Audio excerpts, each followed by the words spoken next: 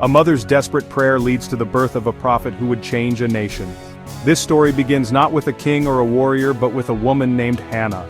Her heart was heavy, her spirit broken, she longed for a child but her arms remained empty. Year after year she watched other mothers with their children, her longing growing deeper. Her husband, Elkanah, loved her and tried to comfort her, but even his love could not fill the ache in her heart. Every year Hannah and her family traveled to Shiloh, where the tabernacle stood, a place of worship and sacrifice. For Hannah it was a place of hope and sorrow, a reminder of her unanswered prayer. This year, Hannah decided to pour out her soul before God, holding nothing back. She made a vow: if God gave her a son, she would dedicate him to the Lord for all his life. She believed God saw her silent suffering and trusted that He alone could turn her sorrow into joy. In that holy place, Hannah sought God's face like never before. Her prayer was raw, honest, and full of hope, and in that moment, everything began to change. In the tabernacle, Hannah prayed silently, her tears speaking what words could not. She promised God, "If you give me a son, I will give him back to you for all his days." Eli, the high priest, saw her lips moving and thought she was drunk.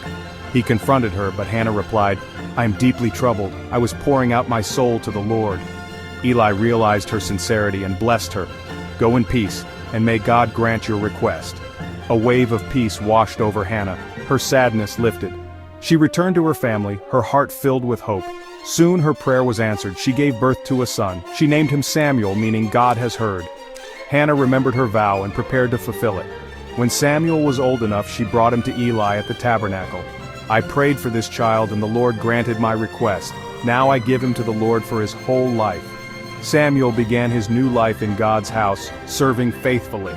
Hannah's promise was kept and her joy was complete.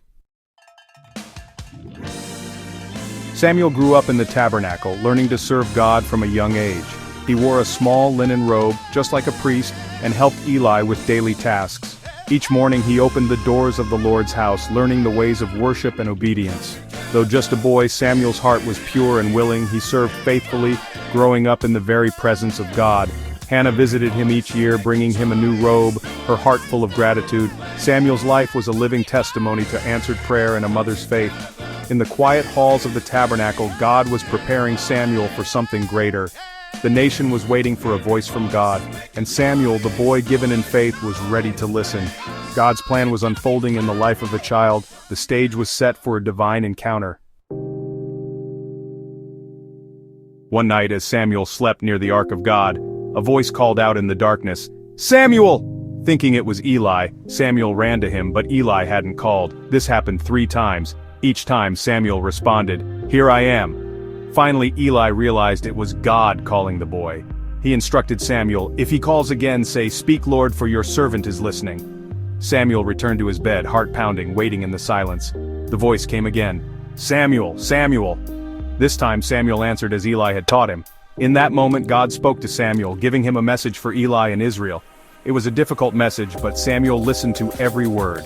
The silence between God and his people was broken. A new prophet was being called. Samuel's life would never be the same. The next morning, Samuel was afraid to share God's message with Eli, but Eli insisted, and Samuel told him everything. From that day, the Lord was with Samuel as he grew. None of Samuel's words fell to the ground. Everyone in Israel recognized him as a true prophet. God was speaking to his people again through a boy who had learned to listen.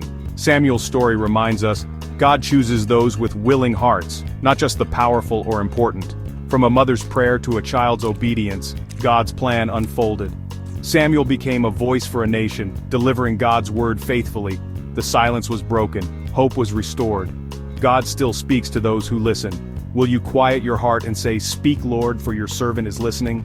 The story of Samuel invites us all to listen for God's voice.